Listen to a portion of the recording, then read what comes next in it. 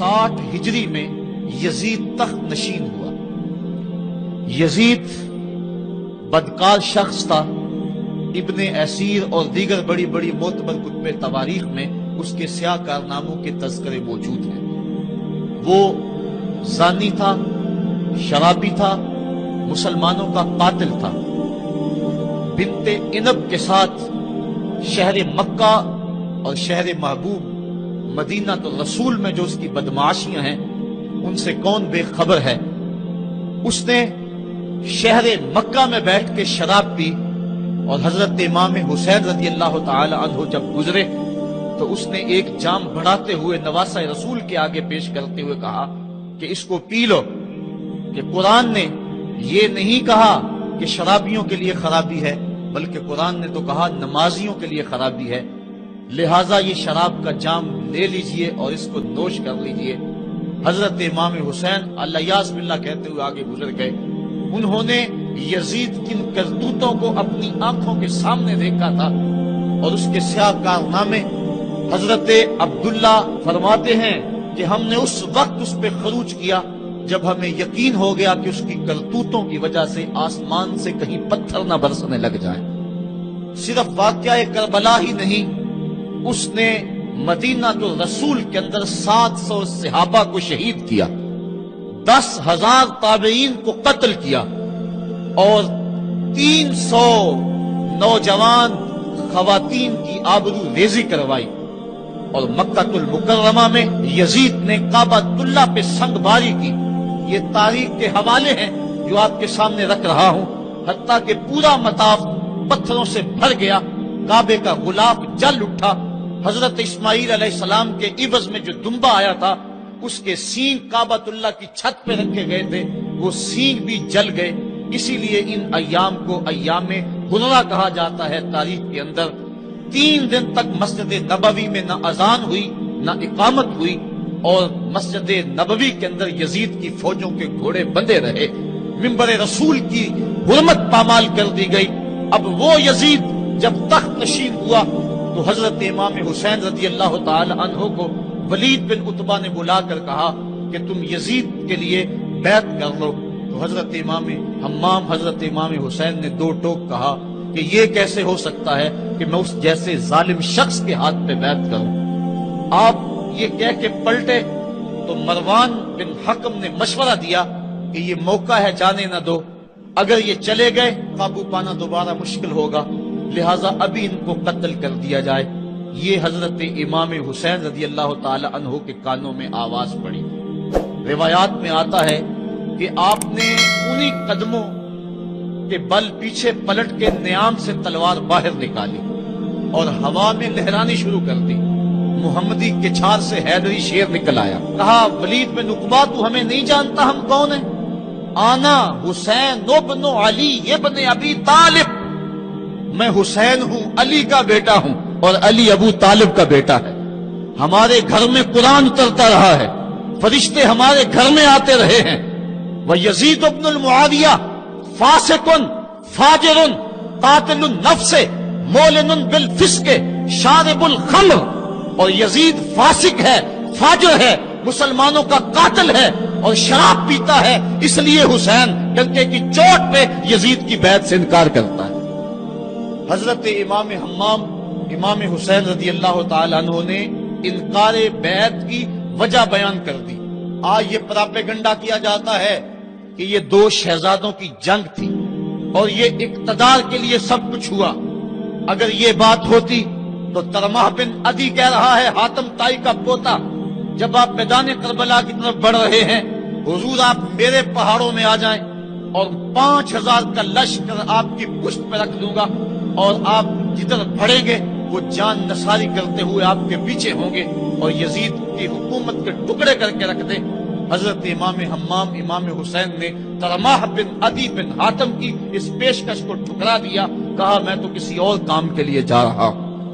یزید کے چہرے سے اس نقاب کو نوچنا تھا، اس کے مکروہ چہرے کو لوگوں کے سامنے ننگا کر کے بتلانا تھا کہ یہ وہ شخص ہے کہ جس کے بارے میں میرے محبوب اور میرے نانا نے خبر دی ہے کہ بنو امیہ کا ایک ظالم شخص میری سنت کو بدلے گا، اور وہ سنت کو بدلنے والا یہی یزید کا صرف یہی بد کرداری کا مرحلہ نہیں تھا، اس کربلا کے صحرا کے اندر یزید نے جس طرح امام حسین رضی اللہ تعالیٰ عنہ کو شہید کیا اور حضرت امام حسین کے خاندان کو شہید کیا، جب مدینہ المنورہ پر یزید نے مسلم بن عقبہ کو مقرر کیا، جس کو بزرگوں نے مصرف بن عقبہ کہا ہے، تو اس کو کہا 3 دن تک مدینے کا حرم تمہارے لیے حلال ہوگا، جو چاہو تم کرنا، اور شامی فوجوں کو اجازت ہوگی۔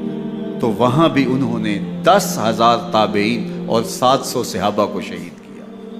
حضرت ابو سعید خدری رضی اللہ تعالیٰ عنہ گھر سے باہر نکلے، کافی بوڑھے ہو چکے تھے، تو انہوں نے حضرت ابو سعید خدری کو پکڑ لیا، کہا تم کون ہو؟ کہا مجھے ابو سعید خدری کہتے ہیں۔ تو کہا ہاں تمہارا نام سنا ہے، اور داڑھی سے پکڑ کے کھینچا اور کہا کہ ہے تمہارے پاس جو ہمیں دو؟ تو کہا کہ میرے پاس تو کچھ بھی نہیں، میں تو فقیر آدمی ہوں۔ تو ان کے گھر ان کو لے گئے، تو 2 کبوتر رکھے تھے حضرت ابو سعید خدری نے، تو وہ کبوتر لوٹ کے لے گئے۔ اللہ اکبر۔ حضرت ابن سنان رضی اللہ تعالیٰ عنہ کو، جو حضور کے علم بردار تھے فتح مکہ کے دن، ان کو ستو پہلے پلائے اور پھر ان کی گردن کاٹی گئی، اور کہا یہ ہے وہ ستو جو تم زندگی میں آخری بار پیو گے۔ ایک گھر میں داخل ہوئی شامی فوج، تو ایک خاتون کے ابھی بچہ پیدا ہوا تھا، اور قابلہ نے، دائیہ نے وہ بچہ ماں کی چھاتی پہ لٹایا، اور وہ ماں کا پہلا دودھ پی رہا تھا۔ تو یہ جا کے کہنے لگے نکالو تمہارے پاس جو کچھ ہے۔ تو اس خاتون نے کہا تم جانتے ہو یہ بچہ کون ہے؟ تو انہوں نے کہا ہم نہیں جانتے۔ کہا یہ حضرت ابن ابی کبشہ انماری رضی اللہ تعالیٰ عنہ کا بچہ ہے، اور یہ وہ صحابی ہیں کہ جو بیت الشجرہ کے موقع پہ حضور کے ہاتھ پہ بیعت کرتے ہیں۔ انہوں نے اس چیز کا لحاظ نہ کیا، کہا جو کچھ ہے وہ ہمیں دو، ورنہ تیرے بچے کو نہیں چھوڑیں گے۔ تو ماں بچے سے مخاطب ہو کے کہتی ہے، ابھی بچہ پیدا ہوا ہے اور ماں سے پہلا دودھ پی رہے، کہ بیٹے اگر میرے پاس کچھ ہوتا، وہ قیمتی سے قیمتی چیز بھی ہوتی، تیری جان کے لیے قربان کرتی، لیکن اس وقت میرے پاس کچھ ہے نہیں۔ تو ایک شکی آگے بڑھا اور بچے کو ایک ٹانگ سے پکڑ کے کھینچ کے دیوار کے ساتھ پٹک کے مارا، جس سے دماغ کا بھیجا نکل گیا۔ کیا کیا زیادتیاں نہیں کی۔ 700 صحابہ حرہ کے واقعہ میں شہید کیے یزید نے، اور 10,000 تابعین شہید کیے۔ مسجد نبوی میں ممبر رسول کے ساتھ گھوڑے باندھے، اور وہ ممبر رسول اور مصلی رسول کے قریب لید کرتے رہے۔ حضرت سید عبد المسیب فرماتے ہیں میں نابینا تھا اور حضور کے روضہ انور کے پاس بیٹھا تھا، اور یزید کے سپاہی آتے، جو بھی مسجد میں نظر آتا پکڑ کے لے جاتے، مجھے نابینا سمجھ کے چھوڑ دیتے، لیکن میں پریشان تھا کہ ظہر کا وقت ہوگا، عصر کا وقت ہوگا، مغرب عشاء کا وقت ہوگا، نہ اذان، نہ اقامت، نہ جماعت، تو کیسے مجھے پتہ چلے گا کہ نماز کا وقت ہو گیا، اور کیسی میری نمازوں کا کیا بنے گا؟ میں اس فکر میں بیٹھا تھا۔ لم ازل اسمع الاذان والاقامت من قبر رسول اللہ صلی اللہ علیہ وآلہ وسلم۔ فرماتے ہیں جب بھی پھر نماز کا وقت آیا، گنبد خضرا سے اذان کی بھی آواز آئی، اقامت کی بھی آواز آئی۔ 3 دن تک مسجد نبوی کے اندر گھوڑے بندے رہے، اور مدینہ کی حرمت پامال کی۔ مدینہ کے گھروں کے اندر یہ بد کماش داخل ہوئے، اور جو بدکاریاں انہوں نے کی، کلیجہ منہ کو آتا ہے۔ 1002 شیزائیں ان بدکاروں کی بدکاریوں کی وجہ سے کنواری حالت کے اندر حاملہ ہوئی۔ 3 دن تک مدینے کا حرم انہوں نے پامال کیا، اور پھر مکہ المکرمہ میں کعبۃ اللہ پر گولے برسائے، اور کعبہ کا غلاف جل گیا۔ وہ تو یزید مر گیا، اور حضرت عبداللہ ابن زبیر رضی اللہ تعالیٰ عنہ نے اپنی خلافت کا اعلان کیا۔ یزید کے یہ کرتوت تھے، ادھر اہل مدینہ کو ستایا، ادھر اہل مکہ کو ستایا، اور رسول اللہ صلی اللہ علیہ وسلم کے خانوادے کی بے حرمتی اور توہین کی۔ نہ صرف انہیں قتل کیا گیا، ان کی لاشوں پہ گھوڑے دوڑائے۔ ابن سعد اور شمر جو ہے وہ خیموں میں داخل ہوا، اور مخدرات اسلام کی چادریں چھیننے کی کوشش کی۔ حضرت زینب سلام اللہ علیہ نے مخاطب ہو کے کہا ہمارے چہرے کے رکھوالے چلے گئے ہیں، ظالم تو خیال نہیں کرتا ہم رسول اللہ کی بیٹیاں ہیں۔ حضرت شہربانو، حضرت زین العابدین اور حضرت زینب سلام اللہ علیہم، ان تینوں کو ایک اونٹ پہ باندھا گیا، اور باقی اونٹوں پہ باقی سادات کو، حضور کی شہزادیوں کو باندھا گیا، رسیوں میں جکڑا گیا اور اونٹوں پہ باندھ کر کے کوفے کی جانب آگے آگے شہیدوں کے سر چل رہے ہیں اور پیچھے یہ قافلہ چل رہا ہے۔ اور جب یہ قافلہ وہاں سے گزرا جہاں لاشیں پڑی تھیں، امام زین العابدین 14 سال کے تھے اور بیمار تھے اور ان کا حوصلہ نہ ہوا، وہاں غشی ان کے اوپر آنے لگی۔ اور وہ منظر ابن کثیر نے، باقی لوگوں سب نے لکھا ہے کہ پھر جب ان کی یہ حالت ہوئی تو پھر سیدہ زینب سلام اللہ علیہا، جنہوں نے ابھی تک بڑے حوصلے کے ساتھ ساری مشکلات کا مقابلہ کیا تھا، اب ان کے بندن ٹوٹ گئے اور آنکھوں سے آنسو بہنے لگے، اور سیدہ زینب نے امام حسین رضی اللہ تعالیٰ عنہ کی لاش پہ کھڑے ہو کے، اور وہ روندی ہوئی لاش، ٹوٹی ہوئی ہڈیاں اور وہ پریشان بدن، کٹا ہوا سر نیزے کی نوک پہ اور لاش یہ پڑی ہے، تو حضرت سیدہ زینب نے مدینے کی طرف منہ کر کے جو ہے وہ حضور سے فریاد کی، یا محمد آہو، یا محمد آہو، ھذا حسین بالآراء مزمل بالدماء، یا محمد آہو بناتوں کا سبایا۔ یا رسول اللہ، اے پیارے آقا، یا جدہ ہو، اے ہمارے نانا محترم، یہ دیکھیے آپ کا حسین پڑا ہوا ہے، بدن سے کپڑے اتار لیے گئے، خاک ہوائیں اڑا رہی ہیں اور اس کے اوپر چادر جو ہے وہ مٹی کی پڑ گئی ہے، حضور آپ کی اولاد کاٹ دی گئی، اور پھر کہا بناتوں کا سبایا، حضور دیکھیے آپ کی بیٹیوں کے ہاتھ باندھ دیے گئے ہیں، اونٹوں پہ کس دیا گیا ہے، سر شہیدہ آگے آگے چل رہے ہیں، اور حضرت سیدنا امام حسین کا آگے آگے سر ہے۔ راستے کے اندر ایک جگہ آئی، رات گزری اور ان کو اتارا گیا۔ رات کا موقع تھا، ایک خاتون آئی اور اس نے کوئی کھانا پیش کیا ان کو اور کہا کہ میں کسی زمانے میں حضرت سیدہ فاطمہ الزہرا کی نوکری کیا کرتی تھی، ان کی لونڈی تھی، ان کی کنیز تھی، اور آج مجھے پتہ چلا کہ آپ لوگ گزر رہے ہیں، تو میں نے کہا کہ میں اپنی مخدومہ کے خاندان کی خدمت کروں۔ اور پھر اس نے کہا کہ اس وقت سیدہ کی گود میں ایک 6-7 ماہ کی بچی تھی جس کو زینب کہا کرتے تھے، تو سیدہ زینب نے کہا کہ اماں اگر پہچانتی ہو تو وہ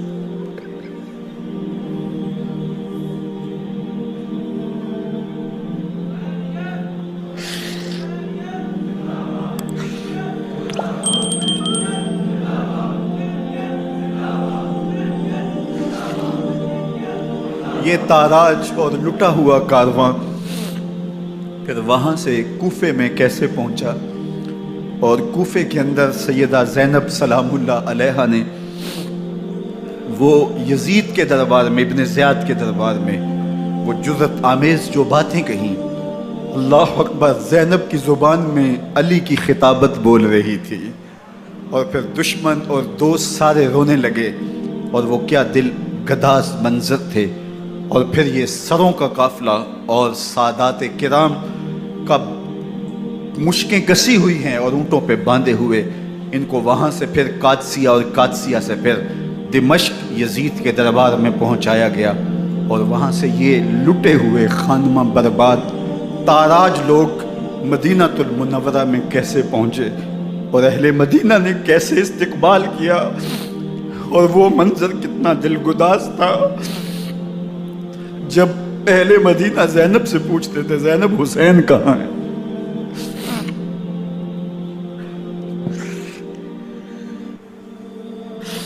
بے مروت بے وفا تیرا بھی کیا افسانہ ہے، جس نے اپنی ہی شمع کو گل کیا تو وہ پروانہ ہے۔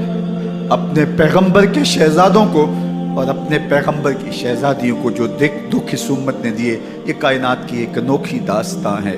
اللہ ہمیں اسوہ شبیری پہ عمل کی توفیق عطا کرے اور ان کے نقوش پاک کی برکتیں دے، اہل بیت کی محبت ہماری روحوں میں جذب کر دے، اور جس عظیمت کے ساتھ، جس حوصلے کے ساتھ انہوں نے دکھوں کو جھیلا، جو دہکتی آگ کے شعلوں پہ سویا وہ حسین، جو جواں بیٹے کی میت پر نہ رویا وہ حسین، جس نے سب کچھ کھو کے کچھ نہ کھویا وہ حسین، مرتبہ اسلام کا جس نے دوبالا کر دیا، خون نے جس کے دو عالم میں اجالا کر دیا، جو کہ سوزے غم کو سانچے میں خوشی کے ڈھال کے مسکرایا موت کی آنکھوں میں آنکھیں ڈال کے۔ اے حسین ابن علی تم پر سلام، نازش آل نبی تم پر سلام۔ ذرا میرے ساتھ یہ پڑھ لیجئے، اے حسین ابن علی تم پر سلام،